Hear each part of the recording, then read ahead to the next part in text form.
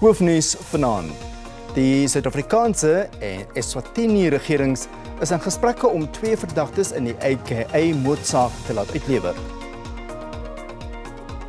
Slegte nuus wag vir motoriste by petrolpompe aanstaande week. En 'n splinternuwe rolstoel en tennistoerusting gee 'n hupstoot aan rolstoel-tennisspeler Donald Rampadi se Paralimpiese droom.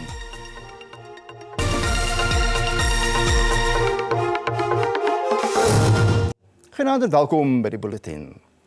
Die proses is onderweg om 2 verdagtes in die dood van die ruimkletser Keenan Forbes of AKA en sy vriend Tebelo Tibbs Motswane uit te lewer uit Eswatini. Die 2 slagoffers is verlede jaar in Durban doodgeskiet. 5 van die 7 verdagtes het reeds gister in die Durbanse Landdroshof verskyn in verband met die saak. Suid-Afrika en Eswatini is albei ondertekenaars van die uitleweringsprotokol van die Suider-Afrikaanse Ontwikkelingsgemeenskap. Die proses sal na verwagting sonder haakplekke verloop as gevolg van die goeie verhouding tussen Pretoria en Mbabane. Die 2 verdagtes is volgens berigte in aanhouding in Eswatini. This involves a process in the courts of Eswatini. It may involve some appeal processes as well, but it is available to the South African prosecuting authorities. We do have court papers with us that say that they are suspects that are indeed wanted for a few crimes that seemingly they committed in South Africa.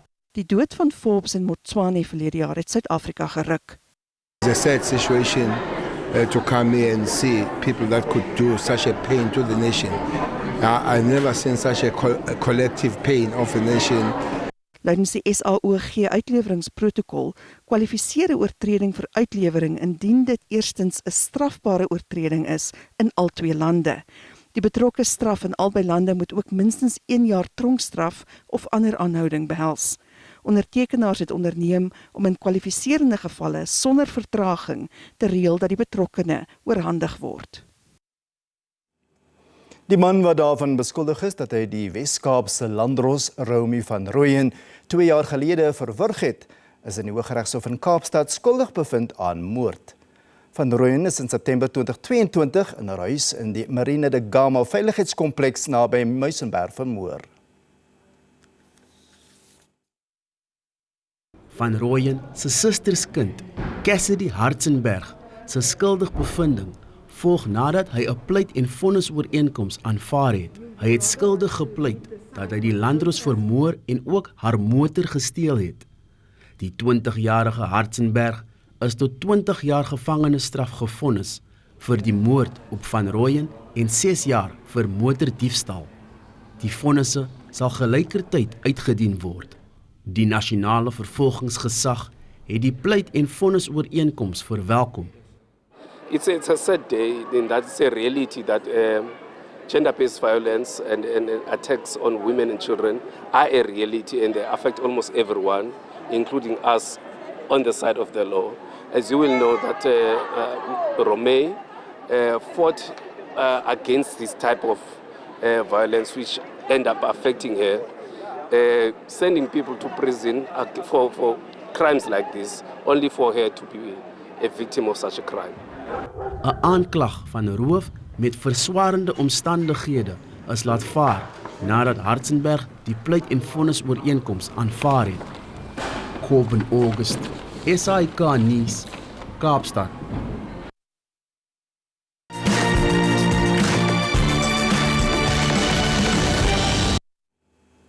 Ondersteuners van die ontslape Russiese oppositieleier Alexei Navalny het by 'n kerk in Moskou vir die begrafnisdiens byeengekom. Navalny se naam is vir ure gedreun sing. Slegs etlike mense is toegelaat om die kerkdiens by te woon. Owerhede het selfoonsein in die nabye omgewing geblokkeer. Die Russiese polisie het die kerk met omheinings afgesper. Navalny was president Vladimir Putin se felste kritikus. Hy is in 'n hoë veiligheids-arktiese tronk op 47-jarige ouderdom dood. Talle meen dit was gemeene spel. Talle lande skaar hulle by die Verenigde Nasies se eis vir 'n ondersoek na 'n Noord-Gaza voorval waarin meer as 100 burgerlikes dood is terwyl humanitêre hulp uitgedeel word. Minstens 117 mense is dood en 760 beseer. Volgens die Gaza Gesondheidsdepartement het die Israeliese weermag losgebrand op inwoners waar hulle vragmotors saamgedrom het wat hulpvoorraad aflaai. Israel voer aan dat hy waarskuwingsskote gevuur het waarna die mense mekaar doodgetrap het.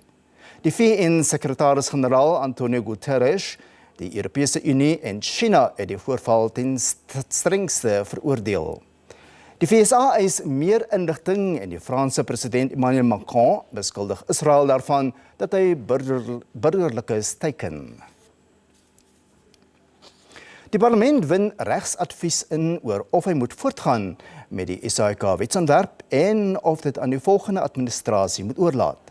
Die portefeuljekomitee van kommunikasie en digitale tegnologie vrees dat dit dalk nie genoeg tyd sal hê om behoorlike openbare verhore te hou voordat die termyn van die 6de parlement op 21 Mei 2024 verstryk nie. Die SABC-wetsontwerp het ten doel om bestuur by die openbare uitsaai te versterk, die raad meer vaartbelyn te maak en alternatiewe inkomstebronne vir die openbare uitsaai te verskaf, soos 'n huishoudelike heffing op toestelle soos radio's en selfone. Whether it is about deferring, it's part of proceeding. If it is such that within the timelines you are able to look at these things that can be redrafting or whatever is called, will then be advised accordingly. So that our deferral or not deferral is based on facts before us and the advice that we've received legally. So I don't want us to take a statement, Honorable Mashozi, that says the bill is off. Sommige komiteelede wil hê die besluit rondom die wetsontwerp moet uitgestel word. I think we should try to do that, Chair, if that is not going to cause any harm to anyone.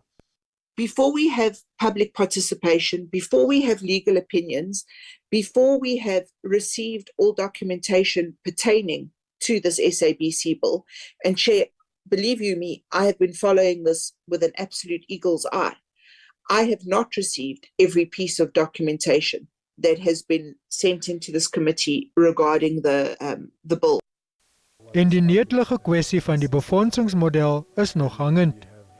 Die wetsontwerp stel voor dat die minister van kommunikasie 'n nuwe befondsingsmodel vir die SAIK moet skep binne 3 jaar nadat die voorgestelde wetgewing gewettig is. Let's look at how best can we engage Treasury because we can't leave this public broadcaster to collapse, looking at the fact that the bill somehow was intended to assist, particularly on the funding model, which, of course, we had some questions around the way the bill is presented. Die burgerlike regtegroep Save Our SABC wil hê die wetsontwerp moet teruggetrek word, selfs al word dit tot die volgende parlement uitgestel. The bill has got no funding model. Instead, it proposes a funding model framework that the minister has about 3 years to develop. And the SABC is in a financial crisis and it needs immediate remedies. And another issue, that is also big is the fact that this particular bill proposes that, the editor-in-chief should be the CEO instead of the head of news of the SABC. And we know that the CEO has got no journalistic background. Die regtegroep voer ook aan dat die wetsontwerp in sy huidige vorm aanleiding kan gee tot ministeriële inmenging.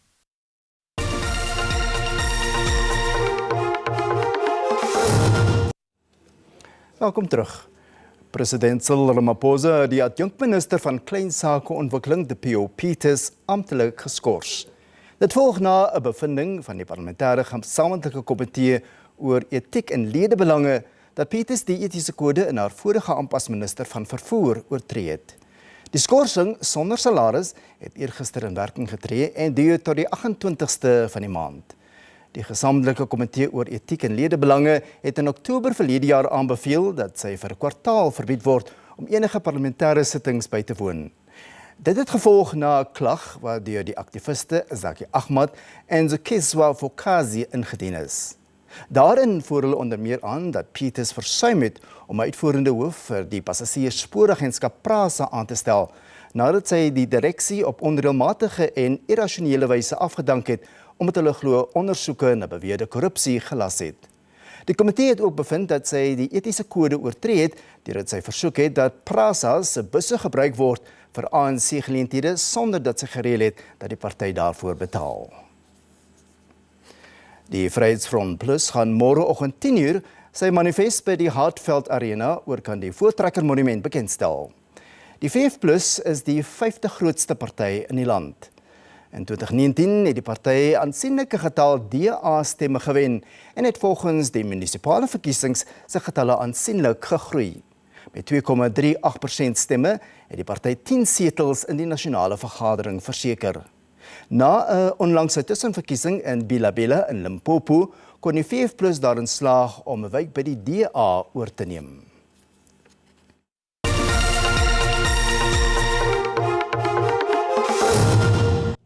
Die vervaardigingsbedryf het 'n effense verbetering in Februarie getoon nadat dit die jaar op 'n lae noot begin het.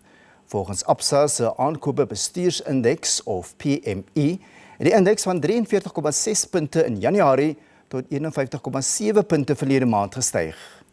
Ekonome sê hoewel die verbetering goeie nuus is, bly die sektor onder druk.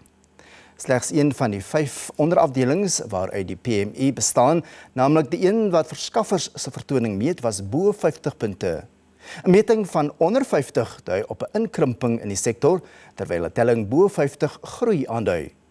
Uitvoerverkope het toegeneem na 3 agtereenvolgende dalings. Dit het tot gevolg gehad dat nuwe verkope gestyg het na 'n aansienlike afname in die vorige maand. Verkoopspryse het in Februarie vir die 3de agtereenvolgende maand gestyg. Ekonome sê as die stygings in die aankope prysindeks voortgaan, kan dit 'n verhoging in inflasie by die fabriekshek tot gevolg hê. Motoriste gaan van volgende week af nog meer moet opdok volgens die Automobielassosiasie. Die AA raam dat die prys van 95 oktaan petrol met R1.35 per liter gaan toeneem en 93 oktaan met R1.31. Diesel word na verwagting met R1.43 per liter duurder. Volgens die AA toon huidige data dat die prys van albei grade petrol die R24 liter kerf gaan verbysteek. Parafin se prys styg na raming met 96 sent per liter. Die stygings gaan reeds oorlaaide verbruikers verder knel. Verbruikersprysinflasie sal na verwagting geraak word, wat kan beteken dat die Reservebank rentekoerse langer hoog gaan hou. Die voormalige statistikus-generaal Paddy Lehohla het gewaarsku dat Suid-Afrika binnekort in 'n mislukte staat kan ontaard, veral in die afwesigheid van behoorlike staatsbeplanning. Dr. Lehohla meen die regering se onvermoë om vir die toekoms te beplan belemmer ontwikkeling, vererger armoede, ongelykheid en werkloosheid. Hy het die Gautengse premier Panyaza Lesufi gepols om nie in die voetspore van vorige regeringsamptenare te volg wat die advies van die sakesektor verontagsaam het nie. Die dinkskrim, die Progressive Professionals Forum, het Lesufi genooi om repliek te lewer op sy provinsiale rede.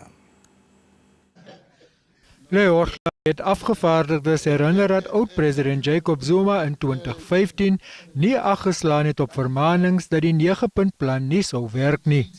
Volgens hom is Statistieke Suid-Afrika se bevindings in die aanloop tot die 2015 staatsrede geheel en al geïgnoreer. I said, when they left, I said, you guys, you Statistics of Africa guys, when you come back, I want you to tell me whether the 9-point plan is going to work. They came back, they said it is not going to work. I went to the DGs, I said this thing is not going to work. They said, oh, you say it's not going to work. I said, yes. The team that I lead says so. I've engaged it, it's not going to work.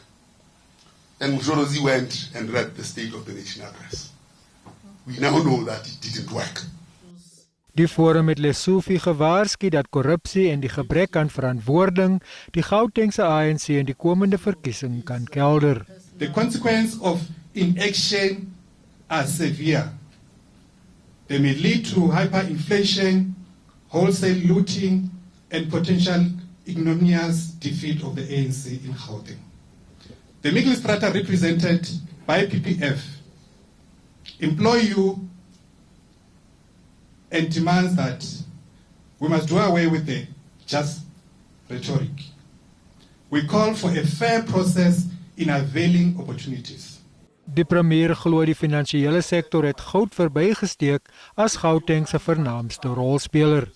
Hy het ook uitgewy oor die spesiale ekonomiese sone. We said in Johannesburg, forget about gold. The first key economic driver here is the financial sector. Ensure all the banks are here. Lesofie het ook beloof om misdaad in die provinsie te bestry en wet en orde te herstel. En nou 'n kort opsomming van die markaanwysers vandag.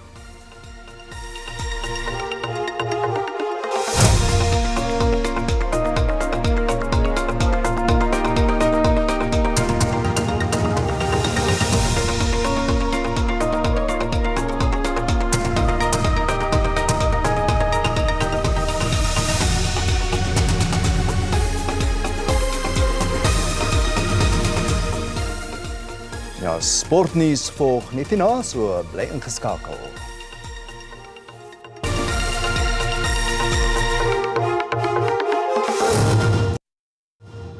Die nasionale 7 spanne trek maar swaar in hulle onderskeie wêreldreekse. Die Blitsbokke hoop om in die Los Angeles Golf weer hul woema te herwin na die treurmare van die afgelope 3 toernooie. Daarenteen wil al vroue ewe knieë wat onderaan die punteleer is ook meer mededingend word. Die vroue pak Nieu-Seeland omstreeks 2:30 môreoggend in hul eerste wedstryd, waarna die mans 2 ure later Ierland die stryd aansê. Na die Blitsbokke se 9de plek in die Vancouver toernooi lê hef aan voor. Die Blitse kom in die stad van Engele nie net teen hul nemesis, die Ire in groep A te staan nie, maar ook die voorlopers in die reeks Argentinië. Die hoofafrigter is optimisties. Kyk, hierdie week gaan oor 3 dinge. Ek dink net die detail van die beplanning vir Ierland, consistency en mentally present. Ons het gesê ons is 'n beter span en ons weet dit. Die hele ding, ons moet net present wees vir 6 games, 14 minute, 3 dae, ons behoort om reg te wees. Na 'n triomfantelike Dubai toernooi het die Suid-Afrikaners die klits kwyt geraak. Volgens Ngobu skort daar niks met die spelers se vaardighede nie. Hulle moet net 'n kopskuif maak. Intussen moet die vrouespan eers vertroud raak met die intensiteit van die reeks. Hulle is geloot teen Nieu-Seeland, Fiji en Brasilië in die groepfase. Vir ons die week is dit maar net om te konsentreer op die detail van ons eerste wedstryd teen Nieu-Seeland op Vrydag. So ja, vir ons is dit maar net kalm en dan sien ons wat die meisies kan doen in die toernooi. Die span leun swaar op ervare spelers soos Matrien Simmers. Ons is nou baie meer gewoond aan die intensiteit van die game en hoe die meisies hulle self op die veld kan net hulle vryheid hoe hulle kan speel en mekaar geniet en mekaar verstaan op die veld. Die vroue het hul vlugfoosheid afgeskit en is vasbeslote om Spanje en Japan op die punteleer verby te steek. Die Suid-Afrikaanse rolstoel-tennisspeler Donald Rampadi het 'n groot hupstoot gekry voor die 2024 Paralimpiese Spele in Parys. Die 2023 kampioen van die Franse Ope dubbelspel het 'n skenking van 'n splinternuwe rolstoel en ander tennistoerusting ontvang. Rampadi ding meer in die afdeling vir deelnemers met 'n bykomende gestremdheid in hul raketarm. Benewens die Franse Ope sege het Rampadi ook verlede jaar die dubbelspel eindstryd van die Australiese Ope gehaal. Daar was egter ook teleurstellings, soos 'n gebreekte rolstoel wat hom gedwing het om sy Wimbledon-deelname te verbeur. Die 30-jarige hoop egter dat die hoofbrekens iets van die verlede is, na die skenking deur sy borge van die moderne rolstoel. This one is a bit lighter. As you can see, it has carbon fibers on it, so it makes it lighter and strong. So with the other ones, you know, it was just a chair that they buy and they give it to you.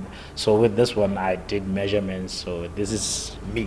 It fits me. It can't fit anyone else. Vanjaar vaar die Limpopo boerling weer uitstekend. Hy het die Australiese Ope halfeind gehaal in die enkelspel en die eindronde in die dubbelspel. Hy het ook gekwalifiseer vir die Paralimpiese spele. In the next Paralympics, I need to get a medal of any color, and I'm not only going to do it for me, I'm going to do it for kids in the villages, just to show them that it is possible. Die skenking sluit ook rakette en snare, klere, skoene en ander bykomstighede in. Die borg beloof ondersteuning vir die afsienbare toekoms. We don't look at this as a sponsorship, rather more of a partnership. So this is just the beginning. We're getting involved now, and hopefully we're going to be on Donald's journey. As deel van Rampadi se voorbereiding vir die spele, neem hy deel aan toernooie in Korea, Japan, Turkye en Frankryk. Sterkte Donald. Die Afrikaanse redaksie groet dan tot môre aand en wel om 6:00. Totsiens tot dan.